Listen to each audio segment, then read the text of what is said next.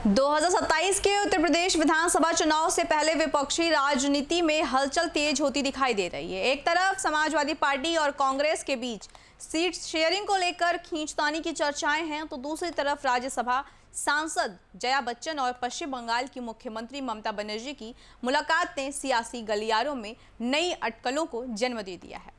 क्या विपक्ष 2027 की तैयारी में नई रणनीति बना रहा है या फिर ये सिर्फ राजनीतिक संदेश देने की कोशिश है? क्या सीटों का गणित विपक्ष को एकजुट करेगा या फिर पुराने मतभेद एक बार फिर सामने आएंगे? इन्हीं सवालों का जवाब जानने के लिए देखिए हमारी ये खास रिपोर्ट। नमस्कार, मैं हूं प्रिया शर्मा और आप देख रहे हैं इंडिया डेली लाइव का डिजिटल प्लेटफॉर्म सत्ता संवाद में आप सभी का स्वागत है। लोकसभा चुनाव के बाद विपक्षी दल अब अगले बड़े चुनावों की रणनीति बनाने में जुटे हुए हैं।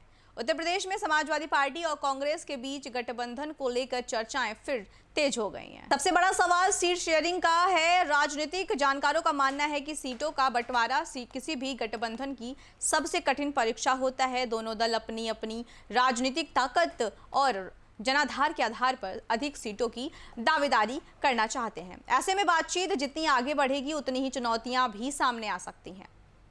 इसी बीच जया बच्चन की ममता बनर्जी से मुलाकात ने राजनीतिक चर्चाओं को और हवा दे दी है। इस मुलाकात के कई राजनीतिक मायने निकाले जा रहे हैं। हालांकि इस मुलाकात को लेकर अलग अलग तरह की राजनीतिक व्याख्याएं भी सामने आ रही हैं, लेकिन अब तक इसे लेकर किसी नए गठबंधन या सीट समझौते की आधिकारिक घोषणा नहीं हुई है। इसके बावजूद विपक्षी एकजुटता को लेकर चर्चाएं तेज हैं।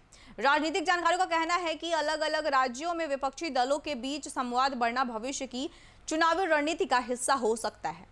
उत्तर प्रदेश की राजनीति में समाजवादी पार्टी और कांग्रेस का रिश्ता हमेशा आसान नहीं रहा। कई चुनावों में दोनों दल साथ आए, लेकिन सीटों के बंटवारे और चुनावी रणनीति को लेकर मतभेद भी सामने आते रहे हैं। अब 2027 विधानसभा चुनाव को देखते हुए दोनों दलों के सामने सबसे बड़ी चुनौती यही होगी कि क्या वे ऐसा फॉर्मूला तैयार कर पाएंगे जो दोनों के लिए स्वीकार्य हो। दूसरी तरफ विपक्ष ये भी चाहता है कि भाजपा के खिलाफ वोटों का बिखराव कम हो, लेकिन इसके लिए सिर्फ गठबंधन की घोषणा काफी नहीं होगी, बल्कि सीटों पर सहमति और संयुक्त चुनावी रणनीति भी जरूरी होगी।